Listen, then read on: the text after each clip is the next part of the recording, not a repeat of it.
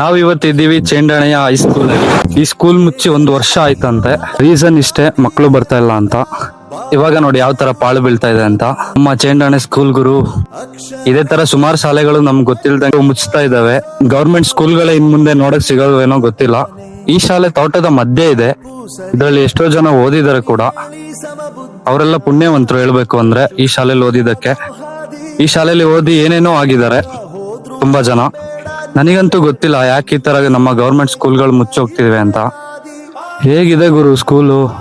ಇದಕ್ಕಿಂತ ಓದೋಕೆ ಸ್ಕೂಲ್ ಬೇಕಾ? ಇದೇ ತರ ನಮ್ಮ ಗವರ್ಮೆಂಟ್ ಸ್ಕೂಲ್ಗಳು ಮುಚ್ಚೋಗ್ತಾ ಇದ್ರೆ ಮುಂದೆ ನಾವು 1-2 ಸ್ಕೂಲ್ ನೋಡ್ಬೋದು ಗವರ್ಮೆಂಟ್ ಅಷ್ಟೇ. ಇಲ್ಲಿ ಓದ್ತಿದ್ದ ಮಕ್ಕಳು ಈಗ ವಿರಾಜಪೇಟೆ ಸುತ್ತಮುತ್ತ ಸ್ಕೂಲ್ಗಳಿಗೆ ಹೋಗ್ತಾ ಇದಾರಂತೆ. ಇಲ್ಲಿ ಹತ್ರವಾಗಿದ್ದ ಶಾಲೆ ಮುಚ್ಚೋಗಿದೆ. ಈಗ ದೂರ ಶಾಲೆಗೆ ಹೋಗ್ತಾ ಇದ್ದಾರೆ.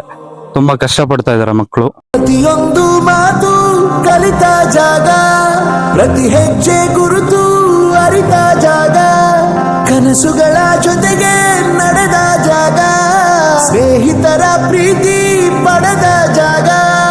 ಎಲ್ಲರೂ ಒಂದೇ, ಇಲ್ಲಿ ಮೇಲೂ ಕೀಳಿಲ್ಲ. ಜ್ಞಾನದ ಹಸಿವಿದ್ದಾಗ ಮೊದಲು ಕೊನೆಯಿಲ್ಲ. ಮನೆಯೇ ಮೊದಲ ಶಾಲೆ, ತಾಯಿನೇ ಗುರುವು. ತಾಯಿಗೂ ಪಾಠ ಹೇಳಿದ ಗುರುವೇ